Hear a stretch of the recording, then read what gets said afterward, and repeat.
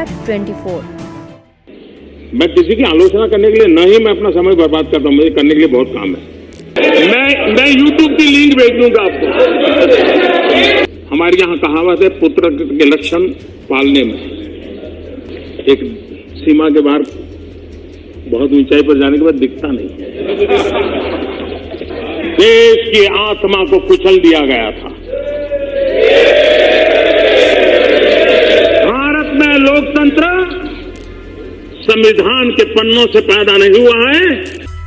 प्रधानमंत्री नरेंद्र मोदी ने लोकसभा में देश में लगे आपातकाल पर ऐसा जोरदार भाषण दिया और पूर्व प्रधानमंत्री इंदिरा गांधी पर भी जमकर कटाक्ष किया और जनता को बताया कि कैसे उन्होंने देश में आपातकाल लागू किया, जिसे सुनकर सामने बैठे राहुल गांधी और सोनिया गांधी भी हैरान रह गए।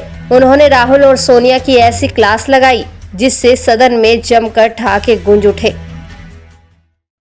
ये बात सही है कि कुछ लोगों के लिए लगाव होता है। अगर उनका नाम नहीं आता है तो उनको परेशानी हो जाती है। जैसे नाम न आने से भी जैसे अपमानित कर दिया ऐसा महसूस होता है। हो सकता है, होना नहीं चाहिए लेकिन होता है।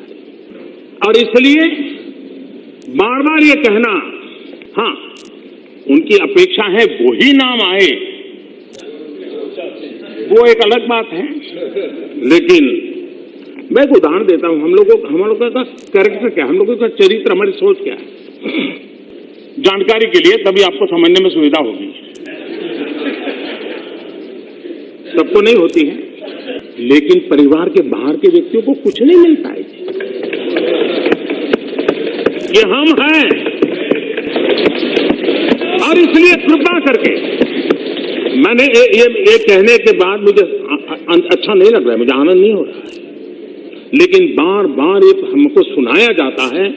तो फिर आज मैं रिकॉर्ड पर चीजें रखना चाहता हूं कि ऐसा कृपा करके बार बार मत बोलिए। देश की आत्मा को कुचल दिया गया था। भारत में लोकतंत्र संविधान के पन्नों से पैदा नहीं हुआ है। भारत में लोकतंत्र सदियों से हमारी आत्मा है। देश के मीडिया को दबोच दिया गया था। देश के महापुरुषों को जेल के सलाखों के पीछे बंद कर दिया गया था। पूरे हिंदुस्तान को जेल खाना बना दिया गया था। और सिर्फ किसी की सत्ता चली न जाए इसलिए। न्यायपालिका का जजमेंट था। न्यायपालिका का अनादर कैसे होता है उसका वो जीता जागता उदाहरण है।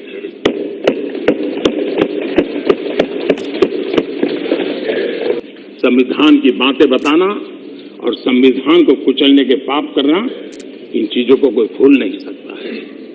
और उस समय जो भी इस पाप के भागीदार थे,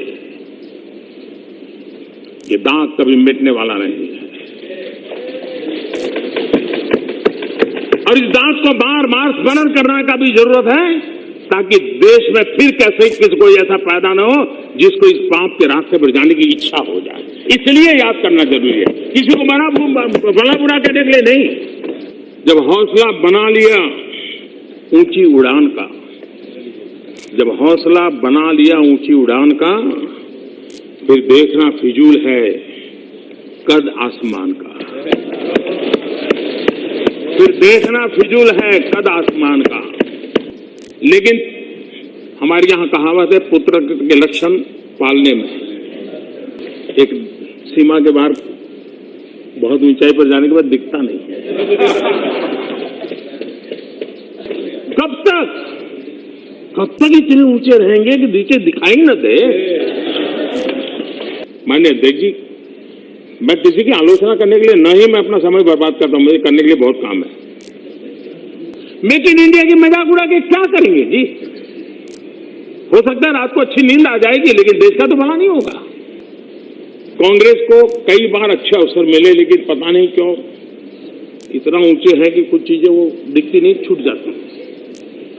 मैं चाहूंगा कि कांग्रेस पार्टी विशेषकर से एक बात, जो उस समय साहबानों का जब चल रहा था, उस सारे कारोबार में जो एक मंत्री थे उन्होंने एक टीवी इंटरव्यू में जो बात कही है चौंकाने वाली है।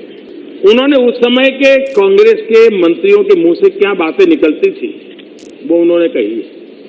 और उन्होंने कहा है जब वो शाहबानों का मसला चल रहा था, मुसलमानों के उत्थान की जिम्मेदारी कांग्रेस की नहीं है। देखिए गंभीर बात है। If they want to lie in the gutter let them B.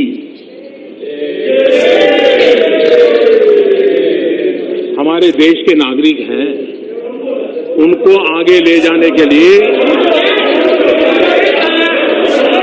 मिल जाएगा जी, मिल जाएगा। मैं YouTube की लिंक भेज दूंगा आपको।